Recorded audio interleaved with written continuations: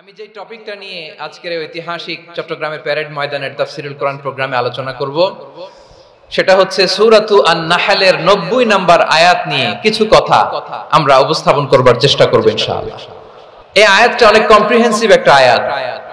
সাইয়েদনা আব্দুল্লাহ ইবনে মাসউদ রাদিয়াল্লাহু তাআলা আনহু উনি বলেছেন ইন্নাহা মিন আজমাই আয়াতিল কোরআন, এটা কোরআনের সবচেয়ে জামে মানে আয়াত। যদিও ছোট্ট আয়াত, অল্প কিছু কথামালা, কিন্তু তিনি বলতেন এটা কোরআনের সবচাইতে জামে মানে সবচেয়ে কম্প্রিহেন্সিভ একটা আয়াত, যেখানে শব্দ কম কিন্তু এটার দোতনা, এটার আবেদন, এটার মিনিং অনেক বেশি। এই আয়াতে আল্লাহ তাআলা বেসিক্যালি আমাদেরকে তিনটা বিষয়ে আদেশ করেছেন আর তিনটা বিষয়ে বারণ করেছেন, মানে নিষেধ করেছেন। 3 do's and 3 don'ts, do's and don'ts, তিনটা আদেশ, তিনটা নিষেধ। এই ছোট্ট একটা আয়াতে গোটা ইসলামী শরিয়ার the gist, the cream of the creams, গোটা ইসলামী শরিয়ার মূল নির্যাসকে আল্লাহ ঢুকিয়ে দিয়েছেন। তিনটা আদেশ আর তিনটা নিষেধ। আসুন আমরা সরাসরি কোরআন থেকে শুনি, সবাই পড়ুন। আউযু বিল্লাহি মিনাশ শাইতানির রাজীম। বিসমিল্লাহির রহমানির রহিম।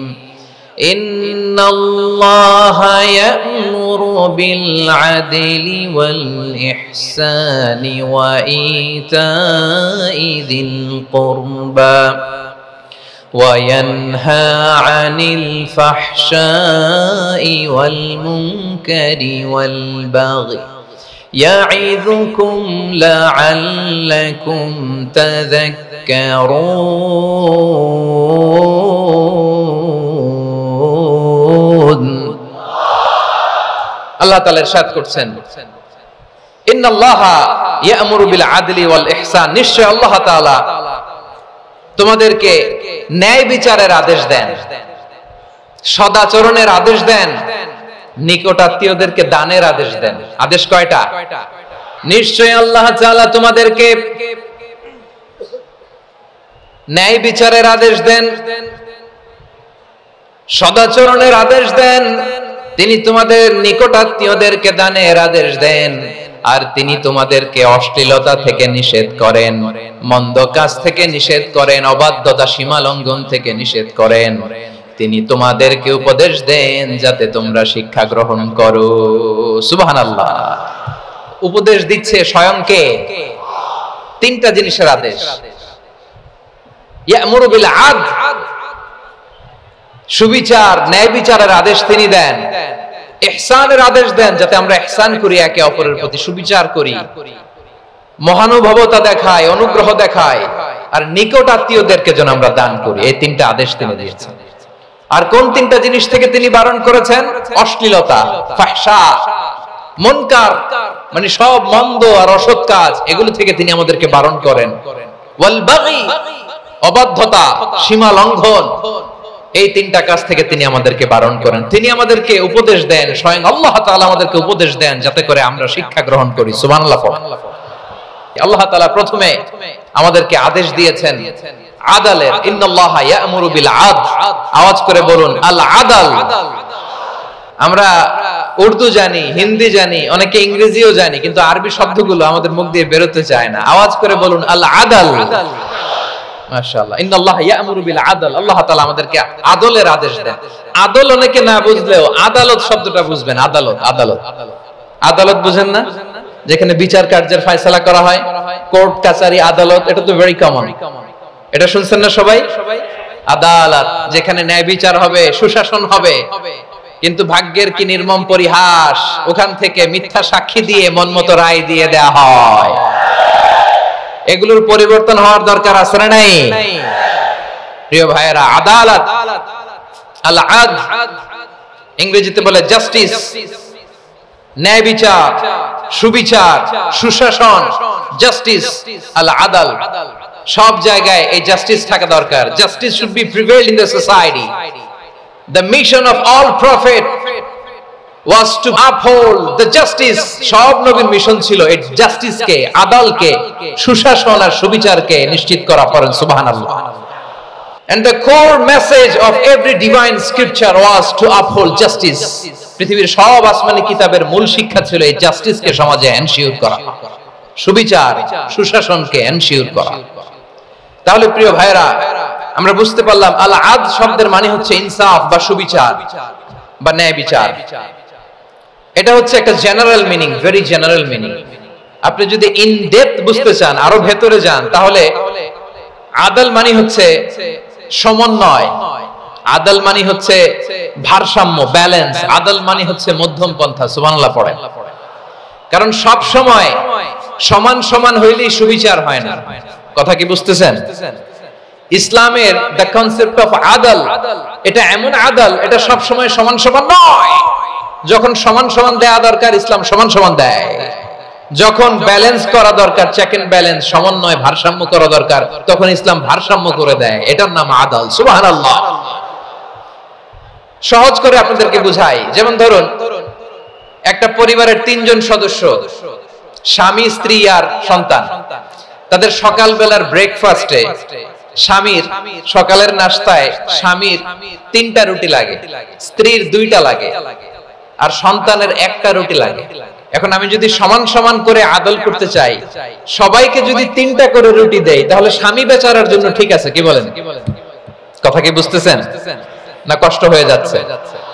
যদি সমান সমানের নিয়মে আগাই, তাহলে 3টা করে যদি রুটি দেই স্বামীর জন্য ওকে, কিন্তু স্ত্রীর জন্য 1টা বেশি হয়ে যায়। আর সন্তানের জন্য কয়টা বেশি হয়? আচ্ছা, এই তো বুঝতেছেন, মাশাআল্লাহ।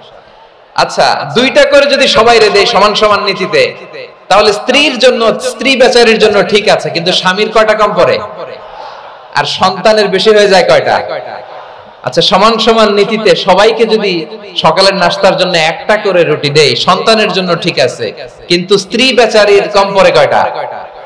স্বামীর কম পড়ে কয়টা? 2টা। কথা কি বুঝতেছেন? আর আমি যদি স্বামীকে দেই 3টা, স্ত্রীকে দেই 2টা, আর সন্তানকে দেই 1টা, তাহলে কারো অপচয় হবে না। যার যতটুকু দরকার ঠিক ততটুকুই কাজে লাগবে। চিল্লায় বলেন ঠিক কি না?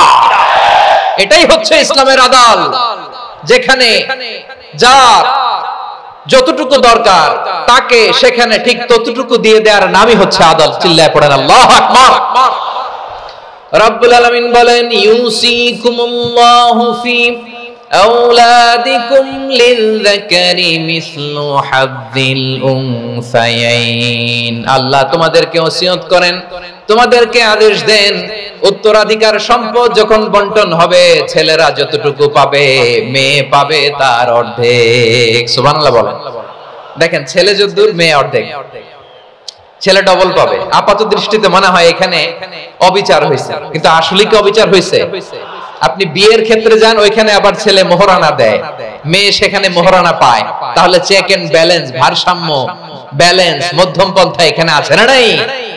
এটাই হচ্ছে ইসলামের আদল। আল্লাহ তাআলা এই আদলের আদেশ দিয়েছেন, সুবিচার, ন্যায় বিচার, সুশাসন এবং ভারসাম্যের আদেশ দিয়েছেন। প্রিয় ভাইয়েরা, একটি শান্তিময় সমাজ, একটা সমৃদ্ধ সমাজ, একটা মানবিক সমাজ যদি আমরা পেতে চাই, এই আয়াতের মধ্যে যতগুলো পয়েন্ট আছে সবগুলোর বাস্তবায়ন লাগবে।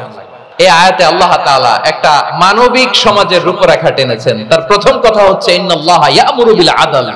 আল্লাহ তাআলা তোমাদেরকে আদলের নির্দেশনা দেয়, সুবিচার, সুশাসনের নির্দেশনা দেয়। যে সমাজে আদল থাকে না, সেই সমাজে জুলুম মানুষের ঘাড়ে চেপে বসে। আদলের বিপরীত হচ্ছে জুলুম। আদলের বিপরীত কি? জুলুম বা জাওর, অত্যাচার, অবিচার, বৈষম্য। এই যে বৈষম্য বিরোধী ছাত্র আন্দোলন কেমন পড়ছে? এই যে একজন সমন্বয়ক তো দেখা করলো আমার সাথে। জুলুম মানে হচ্ছে বৈষম্য। বৈষম্যের স্থান ইসলামে নাই, অবিচারের স্থান ইসলামে নাই, জুলুমের স্থান ইসলামে নাই।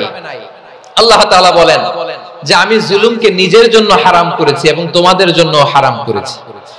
বিশ্বনবী ফরমান, আল্লাহ তাআলা বলেন হাদিসে কুদসিতে, ইয়া ইবাদি ইন্নী হারামতুয যুলমা আলা নাফসি ওয়া জাআলতুহু বাইনাকুম মুহাররামান ফালা তাযালামু। আমার গোলামেরা শোনো, নিশ্চয় আমি আল্লাহ তাআলা জুলুমকে আমি আমার উপরে হারাম করেছি, অনুরূপভাবে জুলুম করাকে তোমাদের উপরে হারাম করেছি। ফলে ফালা তাযালামু, তোমরা একে অপরের সাথে জুলুম করো না।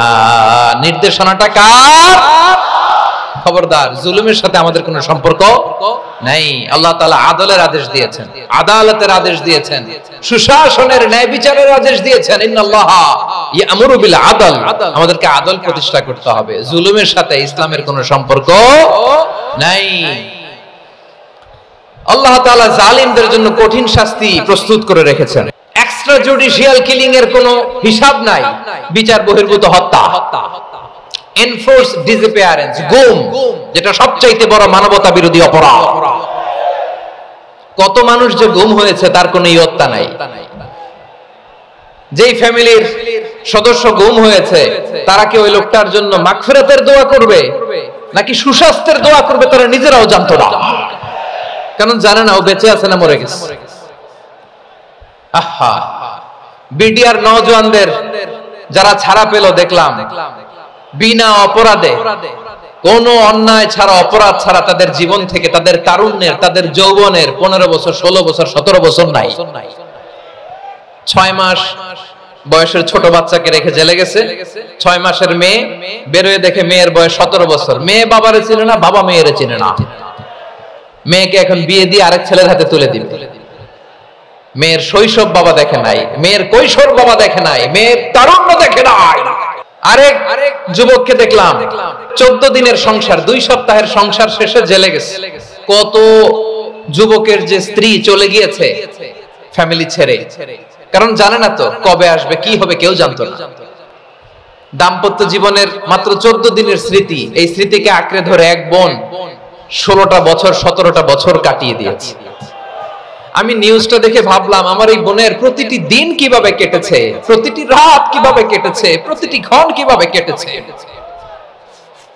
বিশ্বনবী বলেছেন, ইত্তাকি দাওয়াতাল মাজলুম ফাইন্না লাইসা বাইনাহু ওয়া বাইনাল্লাহি হিজাব। মাজলুমের কান্নাকে ভয় করো, কারণ মাজলুমের কান্না আর আল্লাহর মাঝে কোনো পর্দা থাকে না। আমরা আর এরকম কোন জুলুম বাংলাদেশে দেখতে চাই না। জোরে বলেন ঠিক কিনা? আমার প্রিয় বীর চট্টলার তৌহিদি মুসলমান, আমরা আর নতুন করে কেউ জালিম হোক এটা চাই না। নতুন করে আবার কেউ ফ্যাসিস্ট হোক আমরা চাই না। এক দল আরেক দলকে নিশ্চিহ্ন করার রাজনীতি করুক আমরা চাই না। আমরা সুশাসনের বাংলাদেশ চাই, মানবিক বাংলাদেশ চাই, আমরা একটা সমৃদ্ধ বাংলাদেশ চাই। আমরা বিশ্বের বুকে সম্মান নিয়ে মাথা উঁচু করে দাঁড়াতে চাই, ঠিক কিনা বলেন?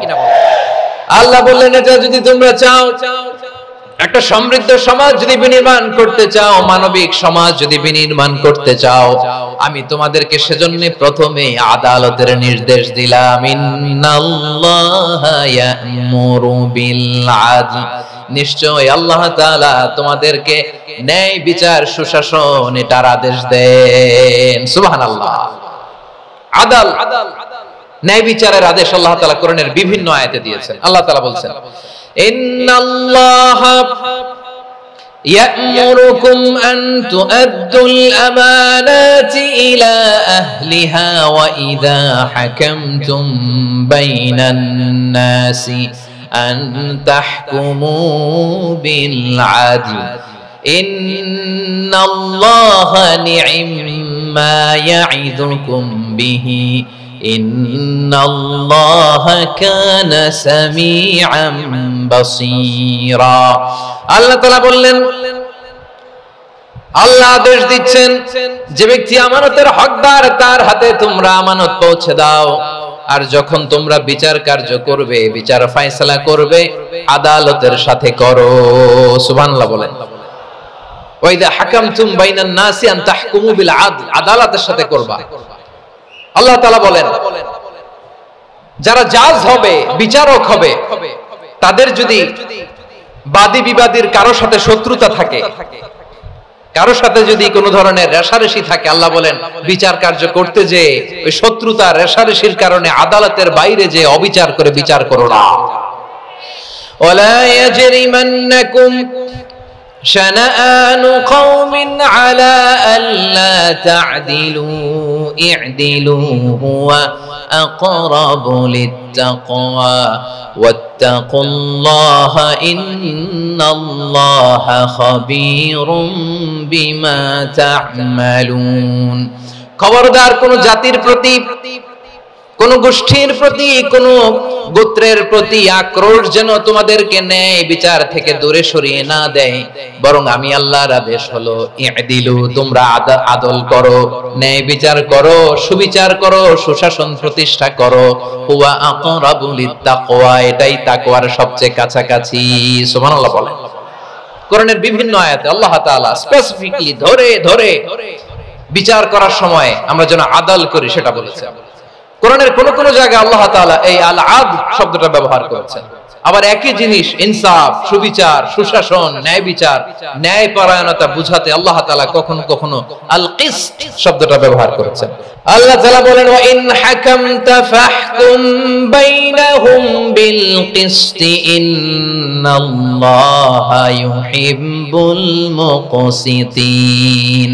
যখন তুমি বিচার করবে, বিশ্বনবীকে উদ্দেশ্য করে অ্যাড্রেস করে বললেন, নবী হে, ইহুদিরা কোন বিষয়ে মীমাংসার জন্য যদি আপনার দরবারে আসে, যদি বিচার করতে হয়, খবরদার অবিচার করবেন না। ফয়সালা যেটা করবেন কিসতের সাথে করবেন, ন্যায় পরায়ণতার সাথে করবেন, কারণ ইন্নাল্লাহা ইউহিব্বুল মুকসিতিন, নিশ্চয় আল্লাহ রাব্বুল ইজ্জাত ন্যায় পরায়ণশীলদেরকে বড্ড ভালোবাসেন। সুবহানাল্লাহ বলেন।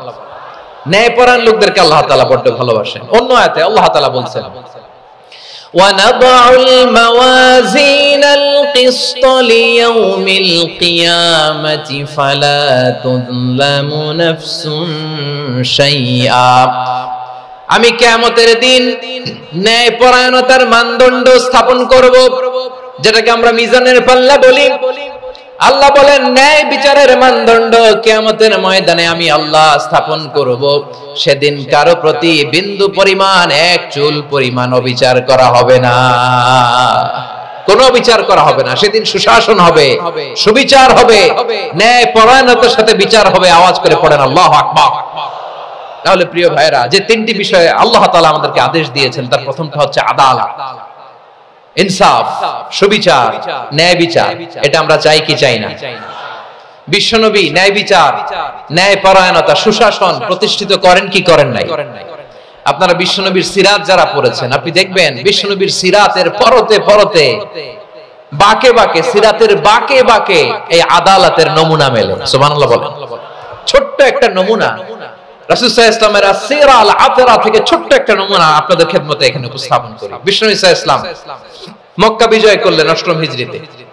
মক্কা বিজয় শেষের দিনই কয়েক সপ্তাহ মক্কাতে অবস্থান করলেন। ইন দ্য মিন টাইম মক্কার একটা ভেরি প্রেস্টিজিয়াস এন্ড ডিগনিফাইড ফ্যামিলির নারী চুরিতে ধরা পড়ল। কিসে ধরা পড়ল? আমাদের সমাজে আসেনি এটা? আছে? ছোট না বড়?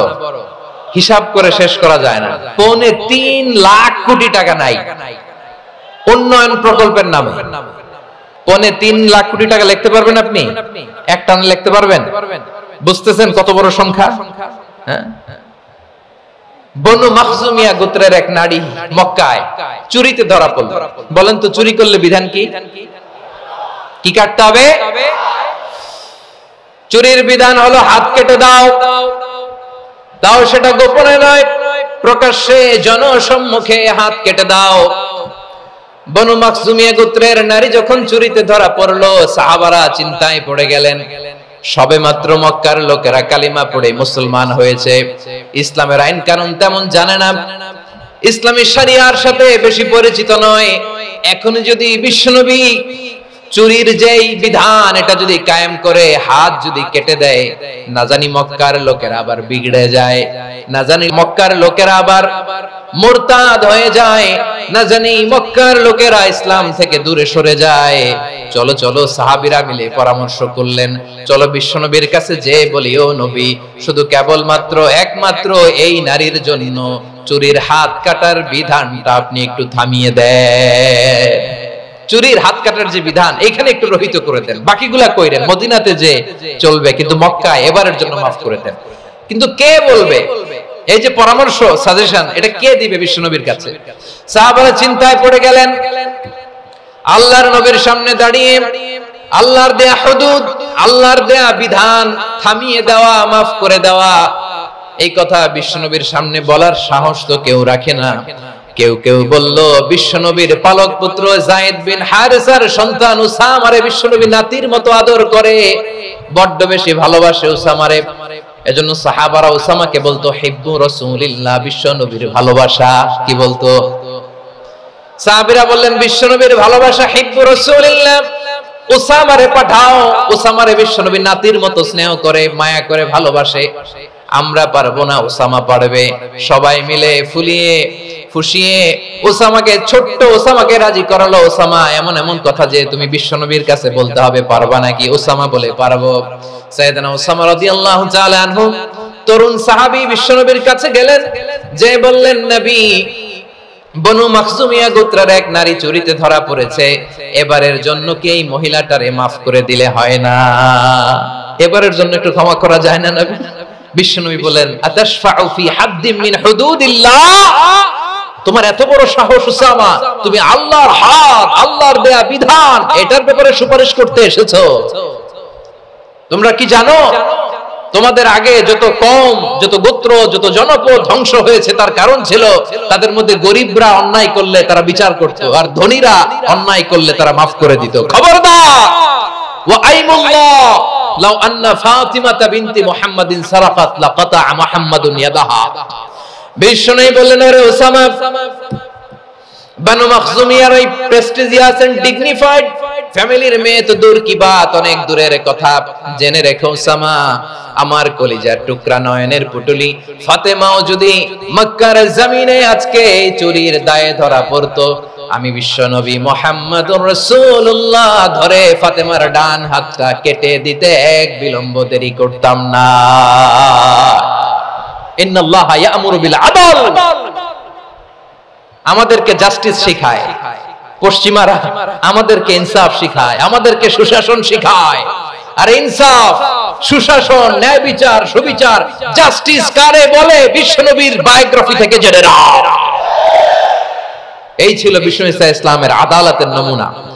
আপনি যদি সাইয়েদনা ওমর ফারুকের জীবনের দিকে তাকান, এমন কঠোর, এমন বীর সেনানী ছিলেন। সাইয়েদনা ওমর ফারুক যদি রাস্তার এই মাথা দিয়ে হাঁটা শুরু করতেন, শয়তান ওমর ফারুককে দেখলে ওই রাস্তা রেখে দিয়ে অন্য রাস্তা দিয়ে হাঁটতো। সুবহানাল্লাহ। ওমর ফারুক রাদিয়াল্লাহু তাআলা কি পার্সোনালিটি ছিল, কি পার্সোনালিটি! আমাদের এলাকায় ছোট বাচ্চারা রাতে ভাত খেতে চায় না, আমার মেয়েটাও খেতে চায় না। এই এটা দিব, ওইটা দিব, আজকে মাহফিলে আসার সময় বলে দিছে লিস্ট করে, এটা এটা আনতে হবে। তো ছোট্ট বাচ্চাদের অনেক বায়না থাকে, ওরা রাতে খেতে চায় না। তো মায়েরা বিভিন্ন ভয় দেখায়, এই বাঘ আসবে, বাঘ আসবে খাও, এই ভূত আসবে, ভূত আসবে খাও। আপনারা কি বলেন চট্টগ্রামে? ভূত, ভূত, ভূত আসবে, বাঘ আসবে, খাও খাও খাও, তাড়াতাড়ি খাও। তো বাচ্চারা এগুলো শুনে ভয়ে খেতে শুরু করে। মদিনার জমিনেও একই ঘটনা ঘটতো। মদিনার ছোট্ট ছোট্ট সোনামণিরা খেতে চাইতো না। তো মায়েরা বলতো, হা হুয়া ইয়াতি উমর, হা হুয়া ইয়াতি উমর, ওই যে ওমর আসতেছে, ওমর। ওমর ফারুকের কথা শুনলে বাচ্চারা একেবারে ঠান্ডা। প্রভু তুমি বলেছ রাসূল দেবে না, বলনি দেবে না ওমর, বলনি দেবে না হামজা তারি, খালিদ বিজয় সমর। প্রভু তুমি বলেছ রাসূল দেবে না, বলনি দেবে না ওমর, বলনি দেবে না হামজা তারি, খালিদ বিজয় সমর। প্রভু তুমি বলেছ রাসূল দেবে না। আল্লাহু আকবার। ওমর ফারুক রাদিয়াল্লাহু তাআলা আনহু, ওনার কথা শুনলে গায়ের মধ্যে গুজবাম হয়, গায়ের পশমগুলো দাঁড়িয়ে যায়। সুবহানাল্লাহ বলেন। কি পার্সোনালিটি ছিল, কি ব্যক্তিত্ব ছিল! মুনাফিকরা ওমর ফারুককে জমের মতো ভয় পেত। শয়তান, খুদ শয়তান এই রাস্তা দিয়ে আসলে শয়তান অন্য রাস্তা দিয়ে হাঁটতো। ওমর ফারুক রাদিয়াল্লাহু তাআলা আনহুর জীবনে যদি দেখেন, তাহলে সেখানে আপনি আদালতের, ইনসাফের, সুশাসনের, জাস্টিসের নমুনা দেখতে পাবেন। কয়টা শুনবেন? সাইয়েদনা ওমর ফারুক রাদিয়াল্লাহু তাআলা আনহুর সন্তান আব্দুর রহমান মিশরে মদ খেয়ে মদ্যপ অবস্থায় ধরা পড়েছে। মদ খাওয়ার কারণে, মদ যদি কেউ পান করে আর যদি প্রমাণিত হয় তার বিচার হলো 80 বেত। আওয়াজ করে বলেন কয় বেত? বাংলাদেশেও তো এই আইন আছে নাকি? বাংলাদেশে আছে? হ্যাঁ, মদ খাইলে 80 বেত, এই আইন বাংলাদেশে চালু হোক, আমরা চাই কি চাই না? একেবারে সহজ, পানির মতো সহজ হিসাব, একেবারে সহজ। ওমরে ফারুক রাদিয়াল্লাহু তাআলা আনহুর ছেলে ভুল করে মদ পান করে ফেলেছিলেন। আব্দুর রহমান, ঘটনা ঘটেছে মিশরে। মিশরের গভর্নর তখন আমর ইবনে আস রাদিয়াল্লাহু তাআলা আনহু। আব্দুর রহমানের ভাই যে গভর্নরকে বলল, গভর্নর যদি একটু দয়া করেন, খলিফার ছেলে আমার ভাই আব্দুর রহমান মদ্যপ অবস্থায় ধরা পড়েছে, জনসম্মুখে যদি আপনি বেত্রাঘাত করেন আমাদের প্রেস্টিজ থাকে না, যদি 80 বেত আপনি মারেন আমার কোনো কথা নাই, কিন্তু ঘরের ভেতরে মারেন। আব্দুর রহমানের ভাইয়ের সুপারিশ শুনে সাইয়েদনা আমর ইবনে আস রাদিয়াল্লাহু তাআলা আনহু রাজি হয়ে গেলেন। ঘরের ভেতরে লোক চক্ষুর আড়ালে 80 বেত তিনি মানলেন। কিন্তু ঘটনাক্রমে এই কথা লুকিয়ে লুকিয়ে ঘরের ভেতরে 80 বেত মারার কথা সাইয়েদনা ওমর ফারুক মদিনা থেকে জানতে পারলেন। মদিনা থেকে তিনি ফরমান জারি করলেন, এই বিচার যেমনটি আমর ইবনে আস আদায় করেছে এটা প্রকৃতপক্ষে আদায় হয় নাই। আসো সবাই মদিনায় আসো, আমর ইবনে আস মদিনায় আসো, আব্দুর রহমানও আসো, সবাই আসো, জনসম্মুখে এই বিচার কার্যকর করতে হবে। সাইয়েদনা ওমর ফারুক মসজিদে নববীর পিলারের মধ্যে নিজের ছেলেকে বাঁধলেন, আবার জনসম্মুখে 80টা বেত তার গায়ের মধ্যে মারলেন। মাজমুয়ে ফাতাওয়া ইবনে তাইমিয়া রাহিমাহুল্লাহ উনি এটা নকল করেছেন। এটা সবচেয়ে বিশুদ্ধ মত, আর অনেক মত আছে। মারা গেছে কবরের উপর, ওগুলো বাদই দিলাম। কেমন খলিফা ছিলেন, কেমন খলিফা! পশ্চিমারা তোমরা জাস্টিস আমাদেরকে শেখাও, ইনসাফ কারে বলে, সুশাসন আমাদেরকে তোমরা শেখাও। ওমর ফারুক রাদিয়াল্লাহু তাআলা ওইটাকে, ওই বিচারকে তিনি ধর্তব্য মনে করেন নাই। মদিনাতে এনে আবার জনসম্মুখে আবার 80 বেত মেরেছেন। মিশরে ওমর ফারুক রাদিয়াল্লাহু তাআলা আনহু আমর ইবনে আসকে গভর্নর করে পাঠালেন। সেখানে আমর ইবনে আসের ছেলে একটা প্রতিযোগিতায় রানার আপ হয়েছে। এক মিশরি সেখানে চ্যাম্পিয়ন হয়েছে। রানার আপ বুঝতে পেরেছেন তো? সেকেন্ড হয়েছে। এক মিশরি হয়েছে চ্যাম্পিয়ন, প্রথম। কিন্তু গভর্নরের ছেলে ও জিততে পারে নাই। ও রাগে ওই মিশরির গায়ের মধ্যে কয়েকটা লাঠি দিয়ে বাড়ি মেরেছে। মিশরি যে মদিনাতে ওমর ফারুকের কাছে বিচার দিলেন, আপনার গভর্নরের ছেলে অন্যায়ভাবে আমার গায়ে হাত তুলেছে। সাইয়েদনা ওমর ফারুক আবার ফরমান জারি করলেন, আসো মদিনাতে আসো। মিশরীকে ডাকলেন। ওই মিশরের গভর্নর আমর ইবনে আস রাদিয়াল্লাহু তাআলা আনহুকে ডাকলেন, তার ছেলেকেও ডাকলেন। সবাই বসে রইল। আমর ইবনে আস রাদিয়াল্লাহু তাআলা আনহু মাথা নিচু করে বসে আছেন, লজ্জায় কাচুমাচু। হায় হায়, আজকে আমার ছেলের কারণে আমিরুল মুমিনিন খলিফাতুল মুসলিমিন ওমর ফারুকের কাছে আমি জনসম্মুখে লজ্জিত হচ্ছি। সাইয়েদনা ওমর ফারুক বললেন, এই নাও লাঠি। গভর্নরের ছেলে তোমার মাথার মধ্যে যতগুলো বাড়ি মেরেছে, আজকে জনসম্মুখে তুমি অতগুলা বাড়ি মারো। মিশরি বলে, থাক, আপনি যে ডেকে আনছেন সবার সামনে এটা বলছেন, এতেই আমি খুশি। আল্লাহু আকবার। আপনার মহানুভবতা দেখে আমি খুশি, আর অপমানের দরকার নাই। ওমর ফারুক বলে, না, খবরদার, এই কথা মিশরি তুমি বলো না, মারো, যতগুলা বাড়ি মেরেছে মারো। বাধ্য হয়ে মিশরি আমর ইবনে আসের সামনে ওনার কলিজার টুকরা সন্তানের মাথার মধ্যে বাড়ি মারতে আরম্ভ করলেন।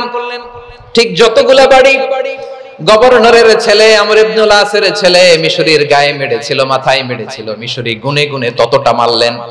এই দৃশ্য দেখে ওমর ফারুক রেগে মেগে আগুন, রাগের চোটে রাগ সামলাতে না পেরে, আর নিজেকে সামলাতে না পেরে মিশরীরে বললেন, ছেলেরে মারা শেষ হয়ে গেলে এবার বাবার টাক মাথার মধ্যে কয়েকটা বাড়ি মার।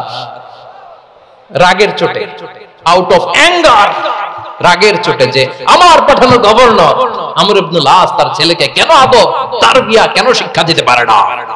ছেলেরে মারা হইলে এবার আমর ইবনে আসের মাথার মধ্যে দুইটা মারো। এটা রাগে বলেছে, এটা শাস্তি হিসেবে না। সুবহানাল্লাহ পড়ে। তোমরা আমাদেরকে সুশাসন শিখাও, বিশ্বনবী বলেন আদল এটা জানাতন বিষয় না, এটা দিয়েই মানবিক সমাজ গড়তে হবে।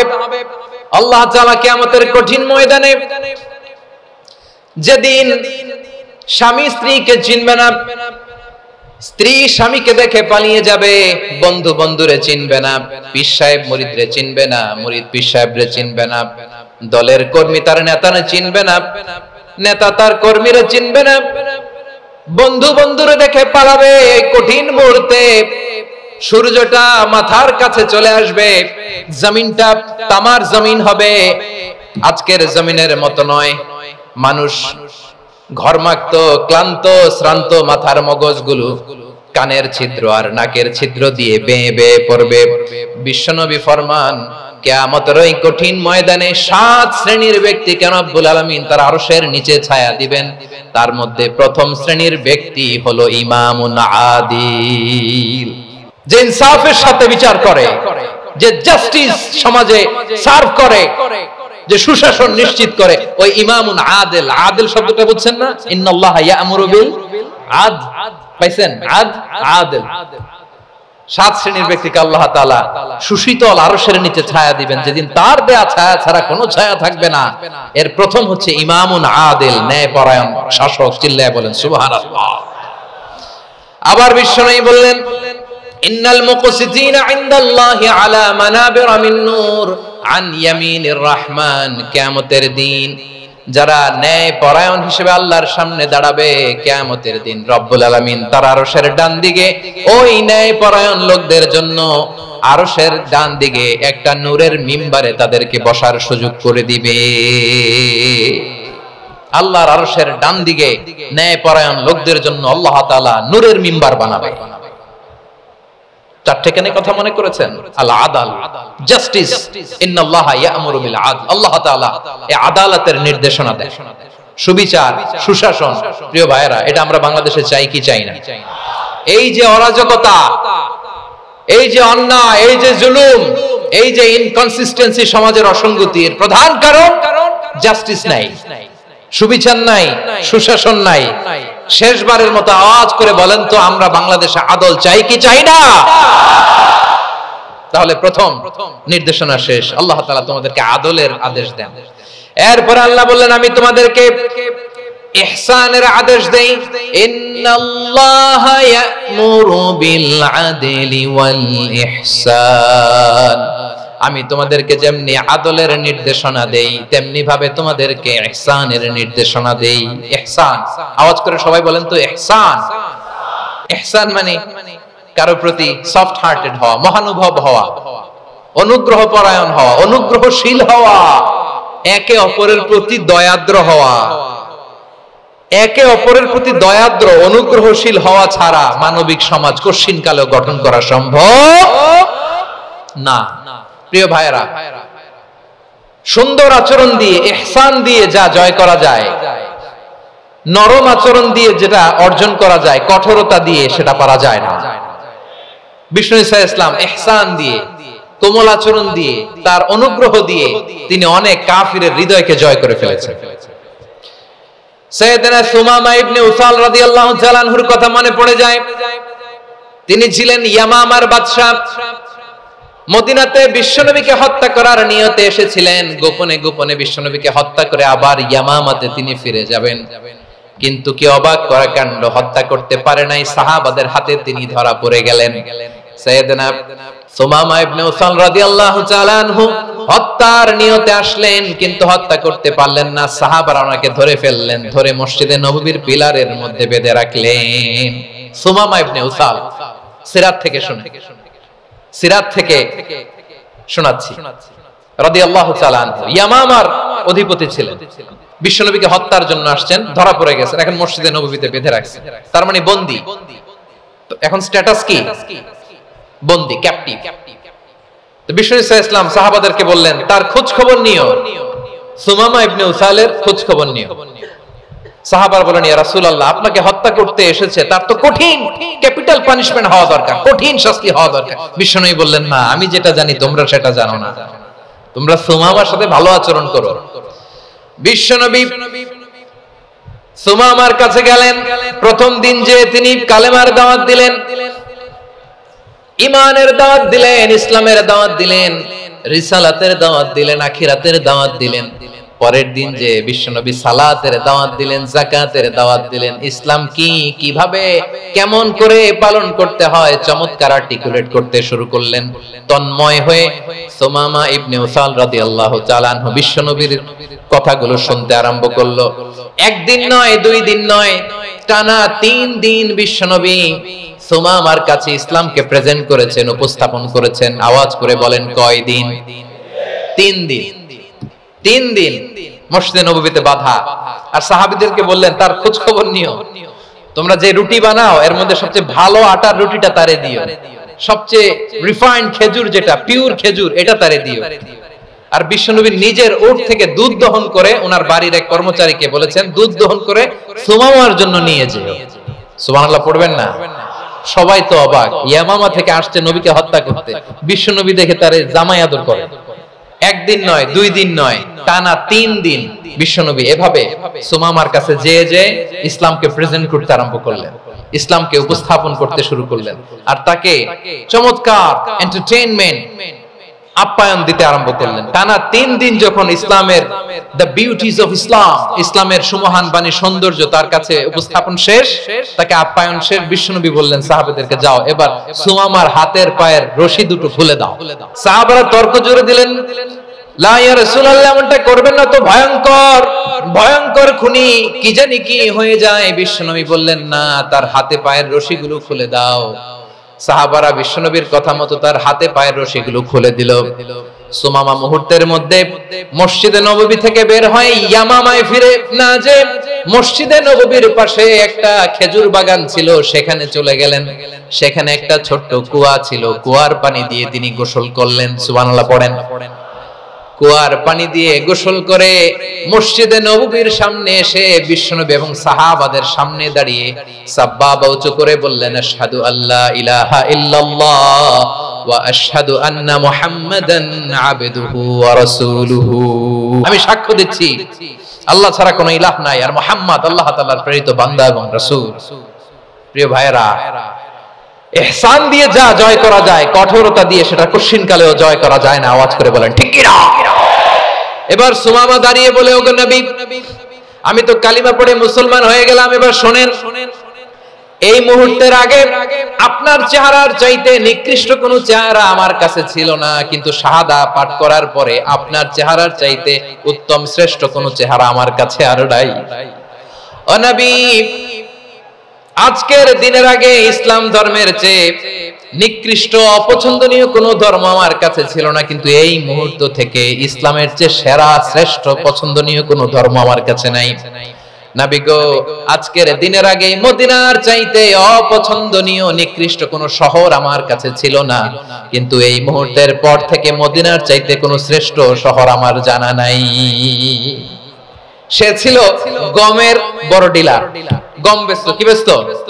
তার গম কিনে মক্কার লোকেরা রুটি খাইতো। সে ঘোষণা দিল, আজকে থেকে মক্কাবাসীদের জন্য সব গম আমি হারাম করে দিলাম, মক্কাবাসী এখন না খেয়ে মরে। সুবহানাল্লাহ পড়বেন না?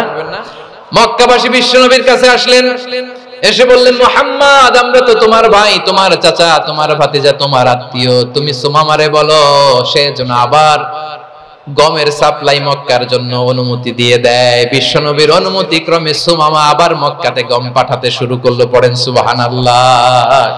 ইহসান, ইহসান দিয়ে আপনি যেটা জয় করতে পারবেন, you can win the heart of your enemies. ইহসান দিয়ে আপনি আপনার শত্রুর হৃদয়কে জয় করতে পারবেন। এজন্য আল্লাহ বললেন, ওয়া আনফিকু ফি সাবিলিল্লাহি ওয়া লা তুলকু বিআইদিকুম ইলাত তাহলুকা ওয়া আহসিনু ইন্নাল্লাহা ইউহিব্বুল মুহসিনিন।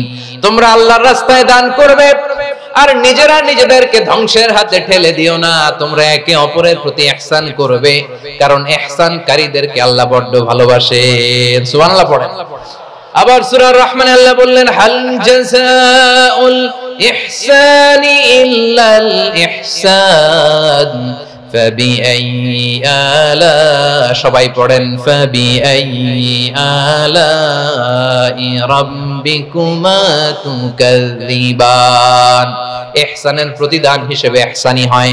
বিশ্বনবী সুমামার প্রতি যেমন ইহসান করেছেন, সুমামাও ঠিক তেমন ইহসান ফিরিয়ে দিয়েছে, ঠিক কিনা বলেন? তাহলে এক নম্বরে হচ্ছে আদ, ন্যায় বিচার। দুই নম্বরে সবাই বলেন ইহসান, সদাচরণ। ইহসান দুই ধরনের প্রিয় ভাইরা, ইহসান ফিল ইবাদা, ইহসান ফিল মুআমালা। ইহসান ফিল ইবাদা হচ্ছে একাগ্র অনুভবে ইবাদতে ডুব দেওয়া, এর নাম ইবাদতের ইহসান। সুবহানাল্লাহ পড়ুন। বিশ্বনবী বলেন ইহসান মানে কি জানো নাকি? হাদিসে জিবরিলে সাইয়েদনা জিবরিল আলাইহিস সালাম বিশ্বনবীকে বললেন আখবিরনি আনিল ইহসান। নবী আমাদেরকে বলেন ইহসান মানে কি? বিশ্বনবী বললেন আনতা আবুদাল্লাহ কাআন্নাকা তারাহু ফাইন লাম তাকুন তারাহু ফাইন্নাহু ইয়ারাক। ইহসান মানে হলো এমন ভাবে তুমি আল্লাহর সামনে নিজেকে উজাড় করে ইবাদত করবে, তুমি ভাববে তুমি আল্লাহকে দেখতে পাচ্ছ। আর এটা যদি ভাবা তোমার জন্য কঠিন হয়ে যায়, অন্তত এতটুকু তুমি ভাববা যে আল্লাহ তোমাকে দেখতে পাচ্ছেন, ঠিক কিনা বলেন? ও আমার বীর চট্টলার ভাইয়েরা, কেউ যেটা দেখে না সেটা দেখে কে? এই বিশ্বাস হৃদয়ের মধ্যে আছে? নামাজে যখন দাঁড়ান এই ফিলিংসটা আনা যাবে? এসা পর্যন্ত যে আমরা হায়াত পাবো কোনো গ্যারান্টি আছে? সবাই আওয়াজ করে বলেন গ্যারান্টি আছে? গ্যারান্টি নাই। এজন্য বিষ্ণু ইসলাম বলেছে এমন ভাবে নামাজে দাঁড়াও, ইবাদত করো, মনে করো হতে পারে এটাই আমার জীবনের শেষ নামাজ। Perform the Salah as if this is your last and final prayer। এমন ভাবে সালাতে দাঁড়াও, ভাবো হতে পারে এটাই তোমার জীবনের শেষ নামাজ। এমন ভাবে নামাজে দাঁড়াও, ভাবো এটাই শেষ নামাজ। তাহলে নামাজে একাগ্রতা বাড়ায় দিবে কে? ফলে ইবাদতের ইহসান আমাদের অর্জিত হবে। আর মুআমালাতে ইহসান হলো, বিশ্বনবী বলেন ইন্নাল্লাহ তাবারাকা ওয়া তাআলা كتب الإحسان على كل شيء فإذا قتلتم فأحسنوا القتلة وإذا ذبحتم فأحسنوا الذبح وليحد أحدكم شفرته وليرح ذبيحته। ইহসান দুই ধরনের, আওয়াজ করে বলতে হবে কয় ধরনের? একটা হচ্ছে ইহসান ফিল ইবাদা, ইবাদতে ইহসান। ইবাদতে ইহসান কি? একাগ্র অনুভব দিয়ে ইবাদত করা, মন প্রাণ দিয়ে ইবাদত করা। আর মুআমালাতে ইহসান কি? সব কাজে, দৈনন্দিন কাজে, কর্মে, সামাজিক অ্যাক্টিভিটিতে কোমলতা প্রদর্শন করা, অনুগ্রহের সাথে সবকিছু করা। আল্লাহ তাআলা ইন্নাল্লাহ তাবারাকা ওয়া তাআলা কাতাবাল ইহসানা আলা কুল্লি শাই, তিনি সবকিছুর ব্যাপারে ইহসানকে আবশ্যক করেছেন। সবকিছু, মুমিনের সব কাজে ইহসানের পরশ থাকবে। ওয়া ইযা কাতালতুম ফাহসিনুল কিতলা, বিষ্ণুই বলেন তুমি যখন কাউকে হত্যা করো ইহসানের সাথে করো। সুবহানাল্লাহ পড়বেন না? যখন হত্যা করো তখনও ইহসানের সাথে। আচ্ছা হত্যা করবো আবার ইহসান আসবে করতে, করে তো মেরেই ফেলবো আমি। আল্লাহ, ও ভাই একজন খুন করেছে, খুনি, রাষ্ট্রীয় আইনে তার শাস্তি হয়েছে ডেথ পেনাল্টি, মৃত্যুদণ্ড। এখন মৃত্যুদণ্ড দেখে আপনি যেমনি মন চায় তেমনি মারবেন লোকটারে? ওর নাক কেটে ফেলতে পারবেন? ওর কান কাটতে পারবেন? ওর চোখ উপড়ে ফেলতে পারবেন আপনি? যেমন মন চায় তার অঙ্গহানি করা যাবে না। ইহসানের সাথে তাকে হত্যা করো। সুবহানাল্লাহ, this is Islam, this is the true essence of Islam. ওয়া ইযা যাবাহতুম ফাহসিনু যাবহা, যখন জবাই করবে তখনও ইহসানের সাথে জবাই করো। করব জবাই, ওইখানেও নাকি ইহসান। আচ্ছা কুরবানির দিন আমরা পশুগুলোকে কি করি বলেন সবাই আওয়াজ করে? জবাই। জবাই মানে তো এটারে মেরেই ফেলতেছি, একটু পরে তো টুকরো টুকরো করে গোশতগুলো খাবো, এটা তো খাবো, এটা তো মেরেই ফেলবে। বিষ্ণু বলে না, জবাইয়ের মধ্যেও মুমিনের জবের ভেতরেও ইহসানের পরশ থাকা চাই। যখন জবাই করবে প্রাণীটাকে হাত পা টাইট করে বেঁধে নাও, ছুরিটাকে শার্পেন করে নাও, ধারালো করে নাও, যাতে অল্প সময়ে জবাইটা হয়ে যায়, প্রাণীটা যাতে কম কষ্ট পায়। সুবহানাল্লাহ পড়েন। দিস ইজ কল্ড ইহসান। আল্লাহ তাআলা যেমনি আদলের আদেশ করেছেন, ন্যায় বিচার, জাস্টিস এনশিওর করতে বলেছেন, সমাজে ইহসানের ব্যবহার, ইহসানের অনুশীলন তিনি করতে বলেছেন। এজন্য মুমিনের প্রতিটি কাজে, আমার চট্টগ্রামের ভাইয়েরা আমার দিকে তাকান, খেয়াল করে শুনুন, মুমিন জীবনের প্রতিটি কাজে ইহসানের পরশ থাকা চাই।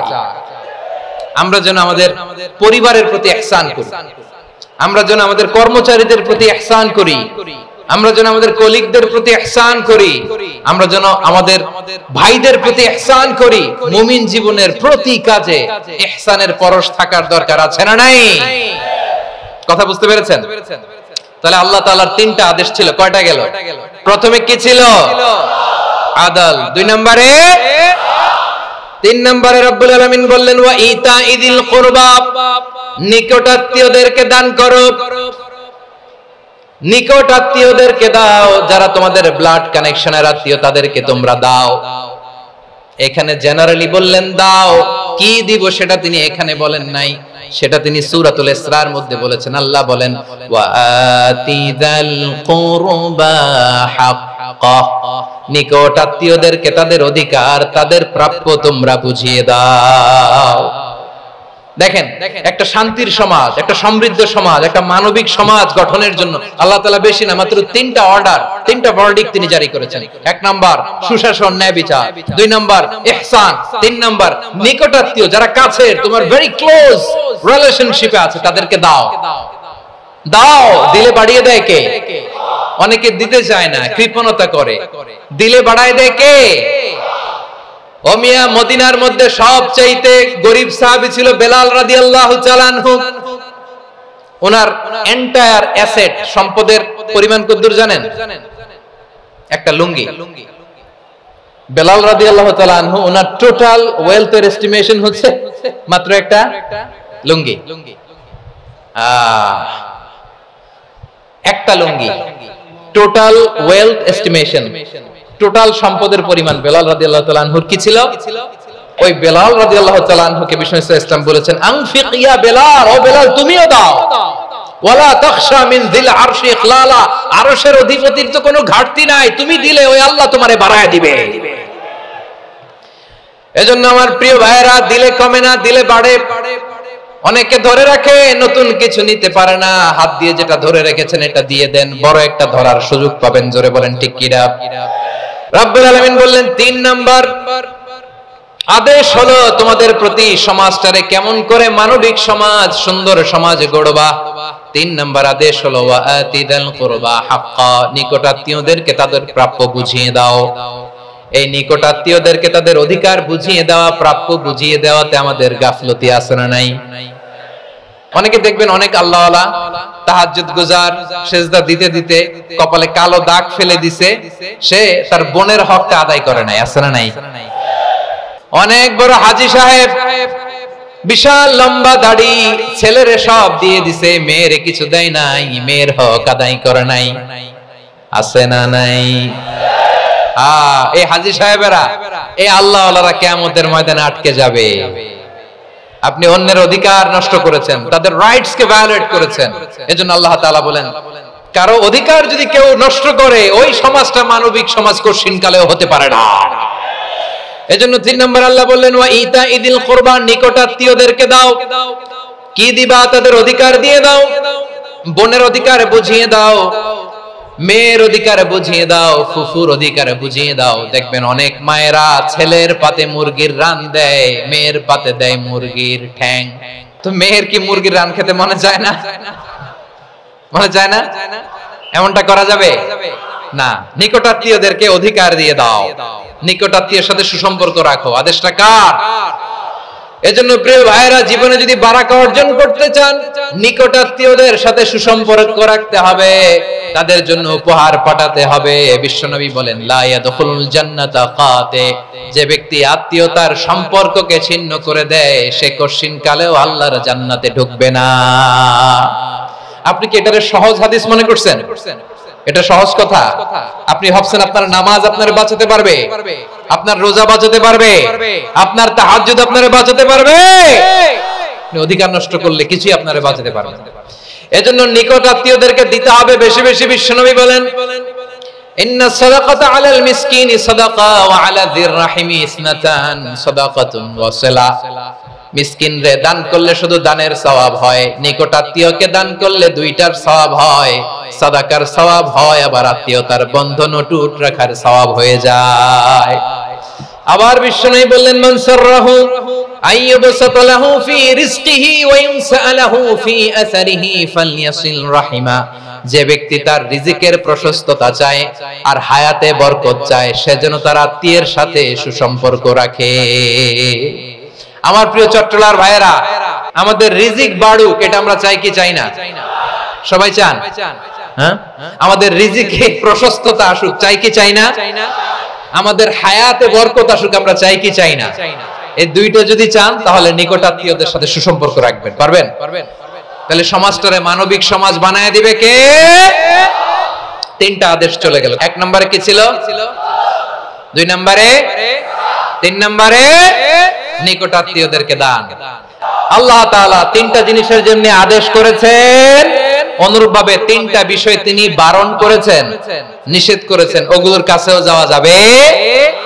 রাব্বুল আলামিন বলেন ওয়ায়ানহা আনিল ফাহশাই ওয়াল মুনকারি ওয়াল বাগি। আমি যেমনি তিনটি বিষয়ে আদেশ করলাম, অনুরূপভাবে তিনটি বিষয়ে বারণ করলাম, নিষেধ করলাম। আমার এক নাম্বার নিষেধাজ্ঞা হলো অশ্লীলতার প্রতি। ফাহশা ওয়ায়ানহা আনিল ফাহশা, আল্লাহ তাআলা অশ্লীলতাকে নিষেধ করেছেন। কোন জিনিসকে? সবাই বলুন, কোন জিনিসকে? যত ধরনের, যত টাইপের, যত ক্যাটাগরির অশ্লীলতা হতে পারে সব অশ্লীলতাকে হারাম করেছেন কে? ফাহশা মানে কি? কথায়, কাজে, আচরণে, কমেন্ট, ফেসবুকের কমেন্টসে যত ধরনের নোংরামো আছে, যত ধরনের অশ্লীলতা আছে, এটাকে আরবিতে বলে ফাহশা। রাব্বুল আলামিন বলেন কুল ইন্নামা حرم ربي الفواحش ما ظهر منها وما بطن। ও নবী, আপনি বলে দেন আমার রব প্রকাশ্য, অপ্রকাশ্য, স্পষ্ট কিংবা অস্পষ্ট, দৃশ্যমান কিংবা অদৃশ্যমান সব অশ্লীলতাকে হারাম করেছেন। সব ধরনের অশ্লীলতা হারাম। আল্লাহ তাআলা আমাদেরকে অশ্লীলতা থেকে বাঁচান। এবার বলেন, আমাদের সমাজে অশ্লীলতা আছে না নাই? অশ্লীলতা নানা ভাবে, নানা নামে, নানা মোড়কে আমাদের সমাজে আছে না নাই? সংস্কৃতির নামে, ফ্যাশনের নামে, বিনোদনের নামে, উপন্যাসের নামে, কনসার্টের নামে অশ্লীলতা আছে না নাই? আপনি দেখেছেন কনসার্ট গুলোর অবস্থা? আমাদের তরুণ তরুণীরা, আমাদের যুবক যুবতীরা, আমাদের জেনজিরা, কি অবস্থা ওইখানে? কনসার্টের নামে অশ্লীলতা আছে না নাই? ছেলে মেয়ে একে অপরকে জড়ায় ধরতেছে, একে অপরকে চুমু খাচ্ছে, প্রকাশ্যে, দিবালোকে, গণমানুষের সামনে।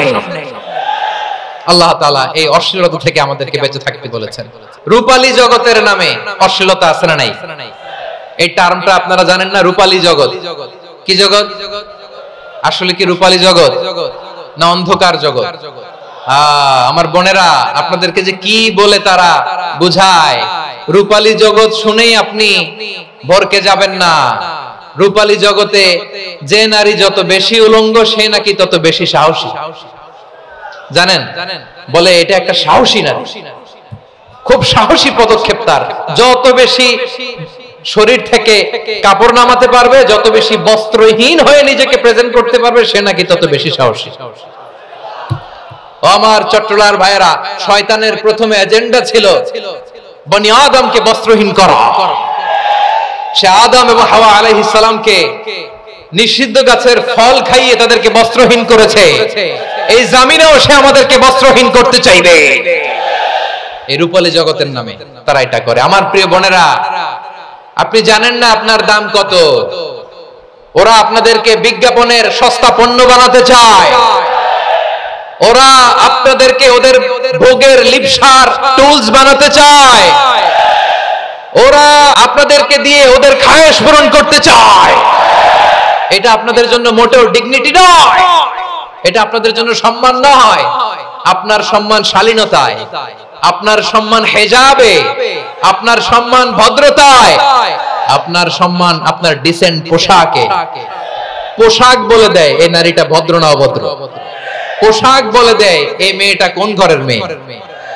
আপনি জানেন না? আপনারা সস্তা পণ্য বানায়, ভোগের পণ্য, বিলবোর্ডে আপনাকে উলঙ্গ করে উপস্থাপন করে।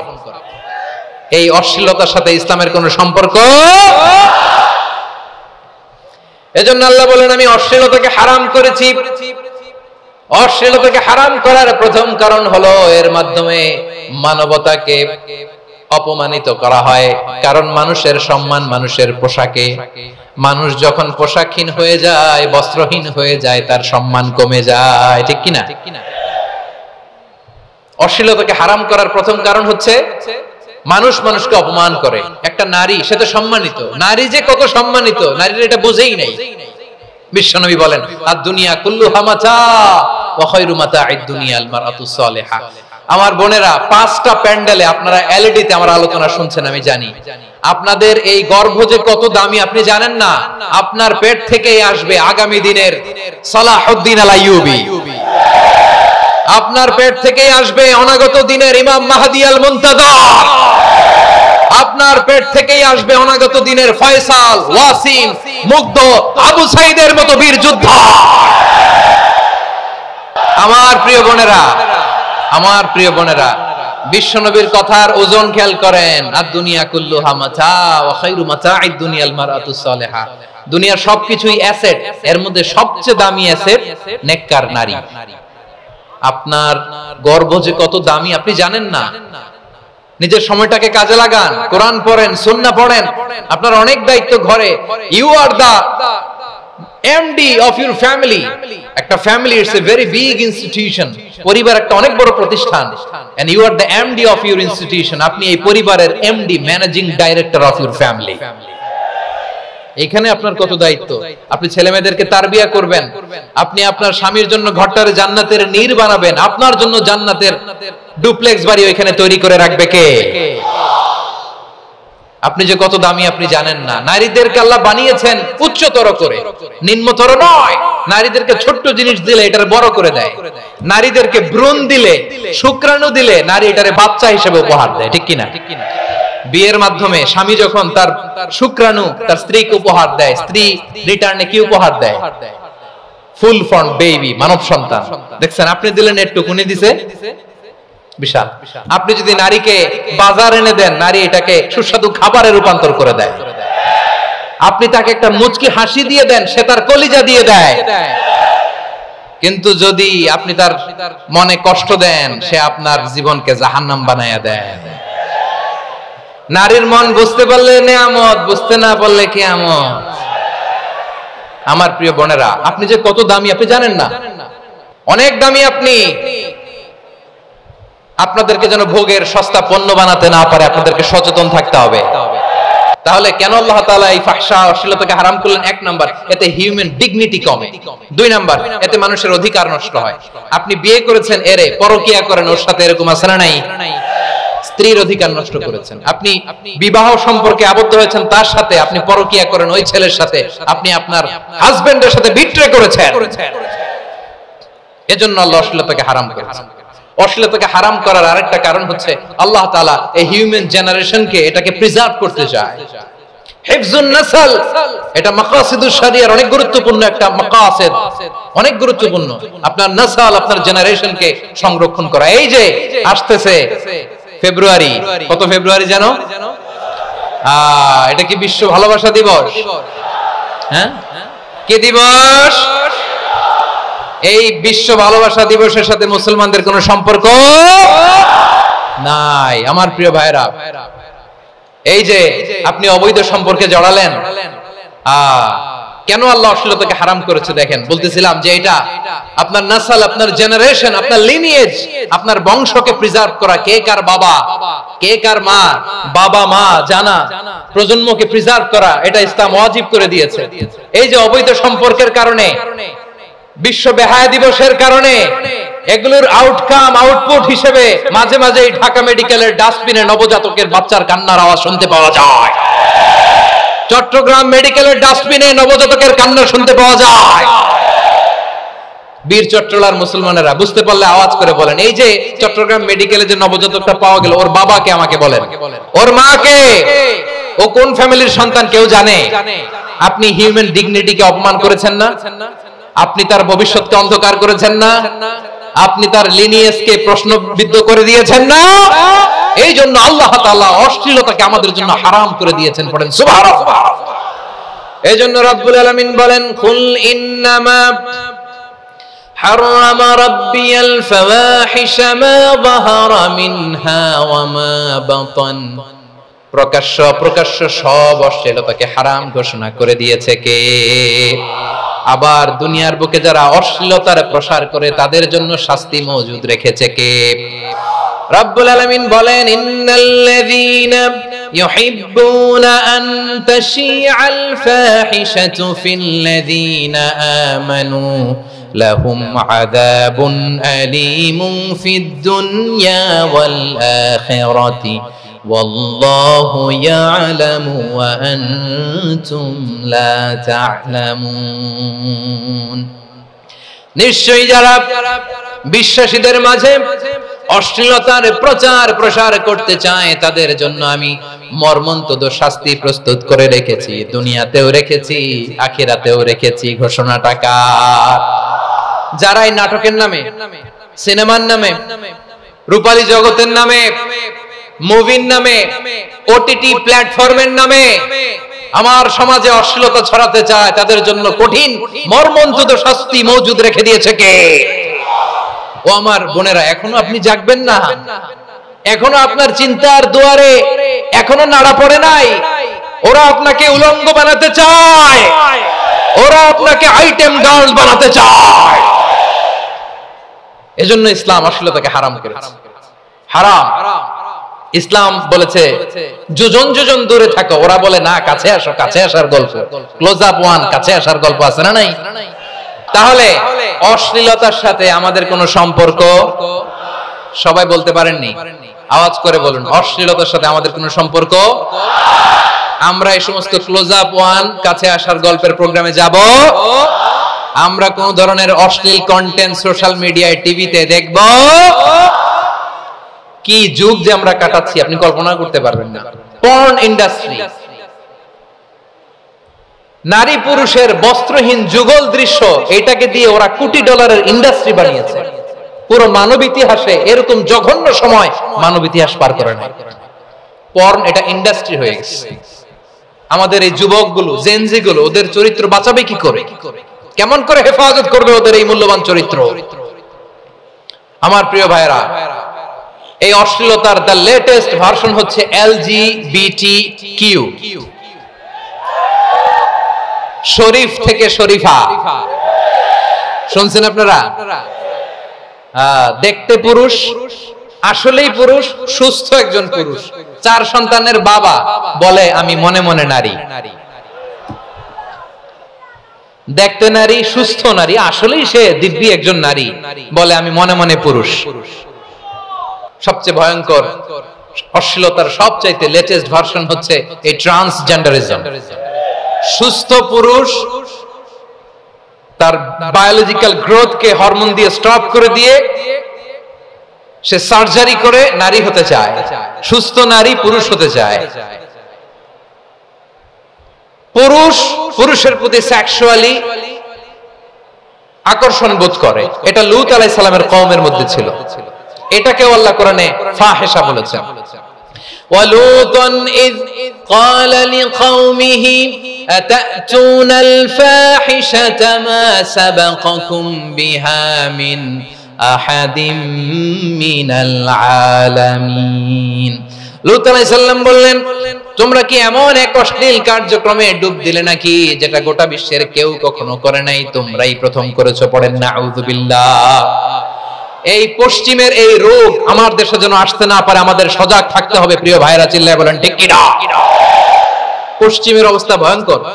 পাশ্চাত্যে, আমি যুক্তরাষ্ট্রে ছিলাম অনেকদিন, কয়েক মাস, বিভিন্ন স্টেটে ঘুরেছি। গার্ডিয়ানরা উদ্বিগ্ন, ছেলে মেয়েদেরকে, ছোট্ট ছেলে মেয়ে, ওদেরকে জিজ্ঞেস করে, তুমি how do you feel right now inside yourself? তুমি ভিতরে ভিতরে কেমন ফিল করো? তোমার কি ছেলে ছেলে লাগে না মেয়ে মেয়ে লাগে? আচ্ছা বলেন, এই ছোট্ট বাচ্চাটা ওকে এগুলো জেন্ডার অ্যাসাইনমেন্ট বলতে এগুলো কিছু বুঝে? এইভাবে মিসগাইড করা হচ্ছে।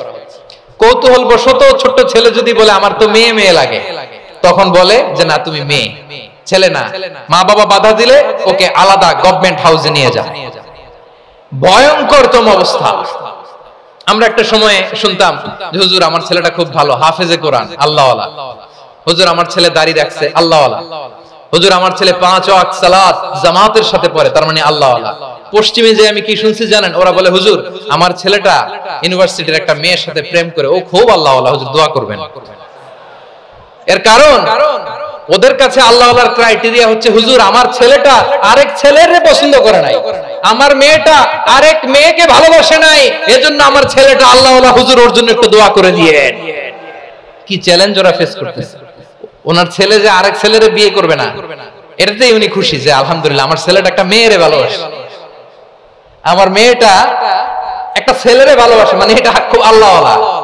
নাউজুবিল্লাহ পড়তে পারলেন না? এজন্য অশ্লীলতার সাথে আমাদের কোন সম্পর্ক। রাব্বুল আলামিন বলেন ওয়ায়ানহা আনিল ফাহশাই ওয়াল মুনকারি ওয়াল বাগি, তিনটা জিনিসকে আমি নিষিদ্ধ করলাম। এক নাম্বার হলো ফাহশা, অশ্লীলতা। দুই নম্বরে হলো মুনকার, সমস্ত মন্দ কাজ। মুনকার মানে হচ্ছে যত মন্দ কাজ, খারাপ কাজ, বাজে কাজ, এটার বলে মুনকার। এটার কি বলে? আপনারা পড়ছেন না, তা'মুরুনা বিল মা'রুফি ওয়া তানহাউনা আনিল মুনকার। সৎ কাজের আদেশ, অসৎ কাজের নিষেধ। মুনকার, মুনকার হচ্ছে মানুষের স্বাভাবিক বিবেক বোধ যেটাকে খারাপ বলে, ওইটাই মুনকার। পৃথিবীর সব আসমানি গ্রন্থ যেটাকে খারাপ বলেছে, মানুষের স্বাভাবিক বিবেক বোধ যেটাকে খারাপ বলেছে, এগুলো সব মুনকার।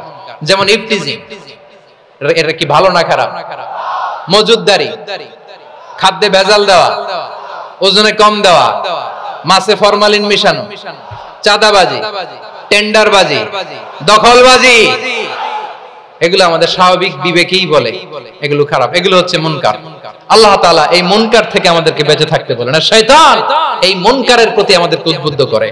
আল্লাহ তাআলা বললেন ইয়া আইয়ুহাল্লাযীনা আমানু লা তাত্তাবিউ খুতুওয়াতিশ শাইতান ওয়া মান ইয়াত্তাবি' খুতুওয়াতিশ শাইতানি ফাইন্নাহু ইয়া'মুরু বিল ফাহশাই ওয়াল মুনকার।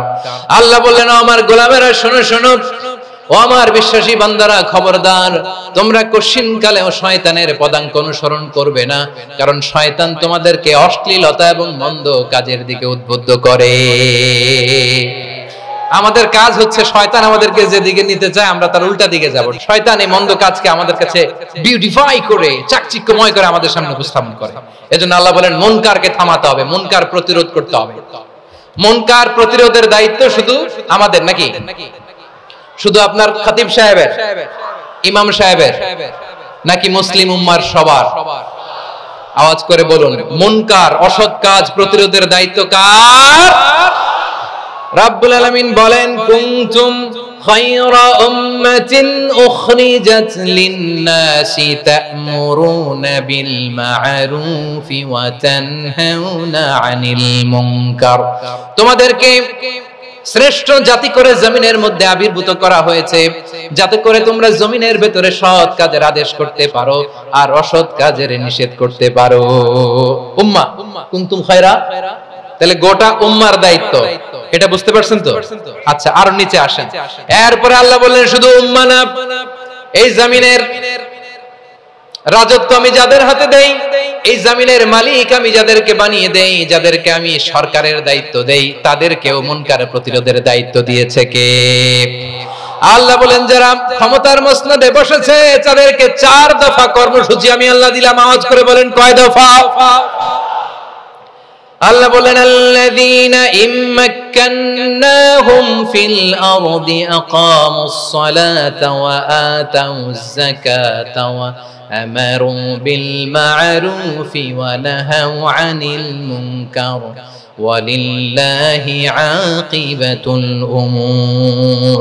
যারা এই জমিনের উত্তরাধিকার হয়েছে তারা 4 দফা কর্মসূচি নিয়ে সামনে আগাবা। সালাত কায়েম করবা, যাকাত আদায় করবা, সৎ কাজের আদেশ দিবা, অসৎ কাজ থেকে মুনকার প্রতিরোধ করবা। আদেশটা কার?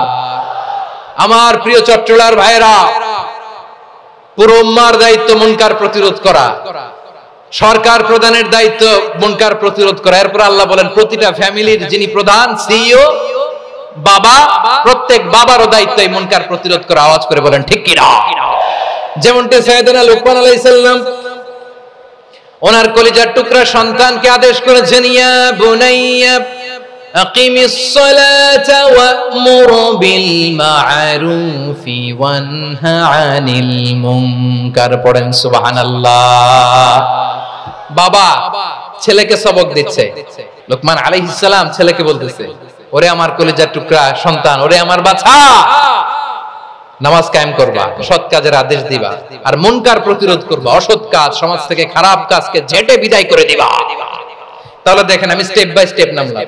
পুরা উম্মার দায়িত্ব, জমিনের উত্তরাধিকারী আল্লাহ যাদেরকে বানিয়েছেন সরকার, তাদের দায়িত্ব, প্রতিটি ফ্যামিলির প্রধানের দায়িত্ব, এরপরে বিশ্বনবী বলেন সচেতন প্রতিটি মুসলিমের দায়িত্ব সমাজ থেকে মুনকারকে উৎখাত করা। বিশ্বনবী বলেছেন, মান রাআ মিনকুম মুনকারান ফালিয়ুগাইয়িরহু বিয়াদিহি فإن لم يستطع فبلسانه وإن لم يستطع فبقلبه وذلك أضعف الإيمان। সমাজে যে মুনকার দেখবে, খারাপ কাজ দেখবে, সেজন্য হাত দিয়ে সেটাকে থামায়। আমার প্রিয় ভাইরা, না থামালে আমরাই ডুববো শেষমেশ। আমাদের বাঁচার জন্য হলেও থামাইতে হবে। রব্বুল আলামিন বলেন, ওয়াত্তাকু ফিতনাতাল লা তুসিবান্নাল্লাযীনা যালামু মিনকুম খাসসা। ও আমার গোলামেরা, ওই আযাবকে ভয় করো যে আযাব যখন আমি জমিনের বুকে পাঠাই শুধু জালেমদেরকেই মারি না, আলেমদেরকেও মারি। আযাব যখন আসে তখন শুধু জালিমই মরে না, আলেমও মরে। জানেন মুসা আলাইহিস সালামের পায়ে একবার লাল পিঁপড়া, তো উনি রেগে মেগে পাশি দেখে লাল পিঁপড়ার বাসা, পা দিয়ে ডলে মুছে সবগুলো পিঁপড়া মেরে ফেলছে। এই ঘটনাটা আল্লাহ ঘটিয়েছেন এজন্য মুসা আলাইহিস সালাম ছিলেন কালিমুল্লাহ, সরাসরি আল্লাহর সাথে কথা বলতেন। তিনি আল্লাহকে জিজ্ঞেস করেছিলেন, আল্লাহ তুমি যখন কোন জনপদে আযাব পাঠাও, শাস্তি দাও, ওখানকার শুধু জালেমরাই তো মরে না, ভালো মানুষগুলোও মরে, তো আযাব দিবা মুশরিকদের উপর দিবা, অবাধ্যদের উপর দিবা, ভালো মানুষগুলোরে মারো কেন? আল্লাহ বললেন, মুসা তোমার যে কামড় দিছিল পায়ের মধ্যে পিঁপড়া, কয়টা পিঁপড়া? একটা পিঁপড়া, তো সবগুলারে মারলা কেন? রেগে মেগে পুরো পিঁপড়ার বাসা ভেঙে ম্যাসাকার করলা কেন? আমি যখন অ্যাকশনে যাই, আমি যখন শাস্তি দেই, তখন এত বাস বিচার করা হয় না, বাস বিচার করা যায় না। যখন অ্যাকশনে যাওয়া হয় ওইটা ডাইরেক্ট অ্যাকশন হয়ে যায়। চিল্লায় বলো ঠিক কিনা? এজন্য আমাদের বাঁচার জন্য হলে ওই পাপ থামাতে হবে, এই শয়তানের অট্টহাসি থামাতে হবে, অন্যায় অপরাধ সমাজ থেকে আমাদের থামাতে হবে। কারণ আযাব আসলে ওরাও মরবে, আমরাও মরব। একটা জাহাজ 2 তলা, আপনি আছেন 2য় তলায়, নিচের তলার কিছু লোক জাহাজের তলা ছিদ্র করতে আরম্ভ করছে। কি ছিদ্র করতেছে? আচ্ছা, জাহাজের তলা ছিদ্র করলে তলা দিয়ে কি ঢুকে? এখন আপনি যদি বলেন আমার কি, আমি তো 2 তলায়, আমি তো ভালো আছি, ওরা ছিদ্র করে ওরা মরবে, আসলে কি শুধু ওরা মরবে? তলা দিয়ে যখন পানি ঢুকবে, জাহাজ ঢুকলে আপনিও মরবেন। এজন্য নিজে মরার আগে ওই পাগলগুলোর নিচতলায় যে থামাতে হবে। চিল্লায় বলেন ঠিক কি না? এজন্য আল্লাহ বললেন মুনকার প্রতিরোধের দায়িত্ব সমাজের টপ টু বটম সবার। এজন্য মুনকার প্রতিরোধ করার দরকার আছে না নাই? সমাজে এই যে ইফটিজিং হয়, আপনার বোনের বয়সী একটা মেয়েকে কিছু বকাটে টিটকারি করে, এই বলে সেই বলে, নোংরা কথা বলে, রাস্তায় দেখেও আপনি পাশ দিয়ে না দেখার মতো চলে যান কেন? আপনি দাঁড়ান না কেন? আপনি দাঁড়ালেই তো থেমে যাবে, কারণ সত্যের যে শক্তি তার সামনে মিথ্যা মুখ থুবড়ে পড়ে। আপনার সামনেও কিছুই না, নাথিং। আপনি দাঁড়ান, ওকে প্রশ্ন করেন যে আমার বোনকে তুমি ডিস্টার্ব করো কেন? আপনাকে দেখে আরো 5 জন দাঁড়াবে, 5 জনকে দেখে আরো 10 জন দাঁড়াবে। আমাদের নীরবতা আর আমাদের নিশ্চুপ থাকাই জালিমদেরকে আরো শক্তিশালী জালিম বানিয়েছে। এজন্য মুনকার প্রতিরোধের দায়িত্ব আমাদের সবার। টেন্ডারবাজি, চাঁদাবাজি, দুর্নীতি, অপরাধ, দখলদারিত্ব, মজুদদারি, এগুলো সবকিছু একসাথে প্রতিরোধ করতে হবে। ঠিক কিনা বলেন? একটা মানবিক সমাজ যদি চাই, প্রতিরোধ করতে হবে। প্রিয় ভাইয়েরা, আল্লাহর শপথ নিয়ে বলি, এই নাসিহাত গুলো সবার জন্য, সব দলের জন্য, সব মতের মানুষের জন্য। আমরা কোন দলের প্রতি মানুষকে ডাকি না, আমরা ডাকি ইসলামের দিকে। সব দলের, সব মতের, সব মানুষদেরকে আমরা আহ্বান জানাই, আসুন আমরা একটা সুন্দর সমাজ বিনির্মাণ করি। এই যে নতুন বাংলাদেশের এক সুযোগ এসেছে, আর জীবনে হয়তো আসবে না, সামনের 100 বছর এই সময় আসবে না।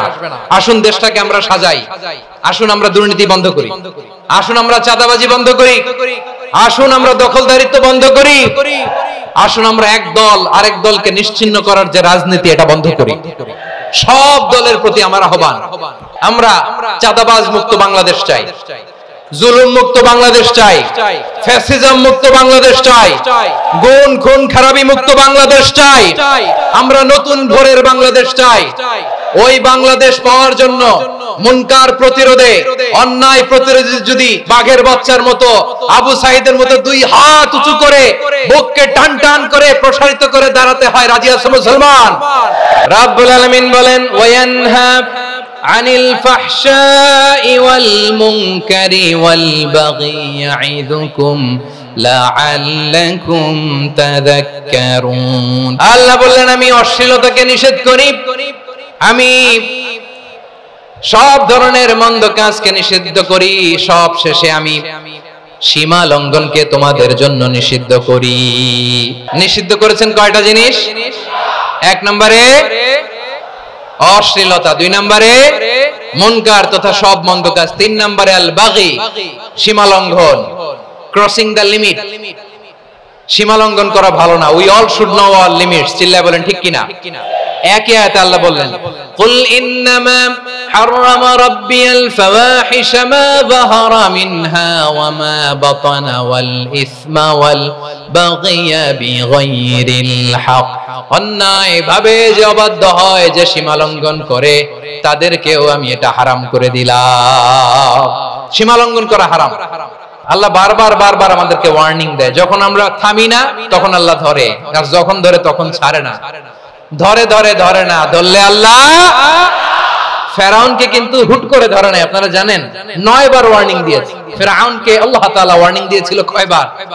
রাব্বুল আলামিন বলেন, ওয়ালাকাদ আতাইনা মূসা 9 আয়াতিন বাইয়িনাত। 9টা মুআজিজা দেখিয়েছি, 1 2 3 বারবার এইভাবে রিমাইন্ডার, ওইভাবে রিমাইন্ডার, এইভাবে নসিহত, ওইভাবে দাওয়া। ফাকুলা লাহু কাওলান লাইয়িনা, নরম করে বলো, সফট করে বলো, যত ওয়ে হতে পারে দাওয়া মেথডোলজি। মুসা আলাইহিস সালামের সব অ্যাপ্লাই শেষ। 10ম বারে যে আল্লাহ ধরছে, 10ম বারে যে ধরেছে। এজন্য আল্লাহ বলেন, আমি সীমা লঙ্ঘনকে পছন্দ করি না। কোরআনের অন্য আয়াতে বাগীকে বলা হয়েছে ইতিদা। সীমা লঙ্ঘন যারা করে তাদেরকে আল্লাহ বলেছেন মুতাদিন। ওয়াকাতিলু ফি সাবিলিল্লাহিল্লাযীনা ইউকাতিলুনাকুম ওয়া লা তা'তাদু ইন্নাল্লাহা লা ইউহিব্বুল মুতাদিন। আমি সীমা লঙ্ঘনকারীদেরকে কোশ্চিনকালেও পছন্দ করি না। আমরা যেন সীমা লঙ্ঘন না করি। রাজি আছেন তো? যে কোনো ক্ষেত্রে ইবাদতে যেন সীমা লঙ্ঘন না করি। অনেকে আমরা ইবাদতে সীমা লঙ্ঘন করে ফেলি। বিশ্বনবী সাল্লাল্লাহু আলাইহি ওয়াসাল্লাম যেটা শিখিয়েছেন এর বাইরে যে অতিরিক্ত বুজুর্গ হতে চায়, এরকম আছে না নাই? কোন ক্ষেত্রে সীমা লঙ্ঘন করা যাবে, এমনকি যুদ্ধ ক্ষেত্রেও না। বিশ্বনবী সাল্লাল্লাহু আলাইহি ওয়াসাল্লাম বলেন, খবরদার যুদ্ধ ক্ষেত্রেও সীমা লঙ্ঘন করো না। কি সুন্দর ইসলাম আমরা পেয়েছি। বিশ্বনবী বলেন, খবরদার যুদ্ধের ময়দানে কোনো নারীর গায়ে হাত তোলো না, কোনো শিশুর গায়ে হাত তোলো না, কোনো গবাদি পশু হত্যা করো না, কোনো শস্য ক্ষেত্র ধ্বংস করো না, ইবাদতরত অন্য ধর্মের কোনো সন্ন্যাসীর গায়ে হাত তোলো না। বলেন সুবহানাল্লাহ। তাহলে আমরা সীমা লঙ্ঘন করতে পারবো? প্রিয় ভাইরা, একটা সুখী, সমৃদ্ধ, শান্তির সমাজ, মানবিক সমাজ যদি আমরা গঠন করতে চাই, আমাদের আল্লাহর দেয়া কয়টা আদেশ মানতে হবে বলেন দেখি? আর বেঁচে থাকতে হবে কয়টা জিনিস থেকে? আল্লাহর আদেশ কি? 1 নাম্বার আদাল, ন্যায়পরায়ণতা। আমরা সুবিচার, সুশাসন, ন্যায় বিচার চাই কি চাই না? 2 নম্বরে কি ছিল? মাশাআল্লাহ, আমরা যেন সবার প্রতি দয়া পরবশ হই, ইহসান করি। 3 নম্বরে কি ছিল? নিকটাত্মীয়দের দান করা, তাদের অধিকার প্রাপ্য বুঝিয়ে দেওয়া। পাশাপাশি 3টা জিনিস থেকে আল্লাহ বারণ করেছেন, নিষেধ করেছেন। তার প্রথমটা ফাহশা, অশ্লীলতা। অশ্লীলতার সাথে আমাদের কোনো সম্পর্ক। 2 নম্বর নিষেধাজ্ঞা কি ছিল? আল মুনকার, সমাজের যত মন্দ কাজ এগুলোকে আমরা প্রতিরোধ করব। রাজি আছেন তো সবাই? 3 নম্বরে আল বাগি, সীমালঙ্ঘন, কোন মুসলিম সীমালঙ্ঘন করে না। রাব্বুল আলামিন শেষে বললেন ইয়াইদুকুম লাআল্লাকুম তাযাক্কারুন, আল্লাহ তোমাদেরকে উপদেশ দেন যাতে তোমরা শিক্ষা গ্রহণ করো। আমরা উপদেশ দেব, আমরা জোর করে কাউকে কিছু মানাতে চাই না। লা ইকরাহা ফিদ্দিন ওয়া যাক্কির ফাইন্না যিকরা তানফাউল মুমিনিন, উপদেশ দিলে এটা মুমিনদের কাজে দেয়। লাস্তা আলাইহিম বিমুসাইতির ইন্নামা আনতা মুযাক্কির, নবী হে আপনি রিমাইন্ডার দাতা, আপনি উপদেশ দিবেন। আমরাও বিশ্বনবীর এই হাদিসগুলো থেকে, কোরআনের আয়াত থেকে রিমাইন্ডার, এই কথামালা বাণী বাহক হিসেবে এই বাণীগুলো আপনাদের সাথে কাছে পৌঁছে দিলাম। আমরা আল্লাহ তাআলার কাছে প্রার্থনা করি, আল্লাহ আমরা যেন আদল দিয়ে আমাদের সমাজকে গঠন করতে পারি। আল্লাহ আমরা যেন ইহসান করতে পারি, আমরা যেন নিকটাত্মীয়দের দান করতে পারি। আল্লাহ যত ধরনের অশ্লীলতা, অনাচার, মন্দ কাজ, সীমালঙ্ঘন, অবাধ্যতা থেকে যেন আমরা বেঁচে থাকতে পারি। আল্লাহ তাআলা আমাদের সবাইকে কথাগুলো বোঝার ও আমল করার তৌফিক দান করুক। হাযা মা ইনদি ওয়াল ইলমু ইনদাল্লাহ আলাইহি তাওয়াক্কালতু ওয়া ইলাইহি উনীব। সুবহানাকাল্লাহুম্মা বিহামদিকা আশহাদু আল্লা ইলাহা ইল্লা আনতা আস্তাগফিরুকা ওয়া আতুবু ইলাইক।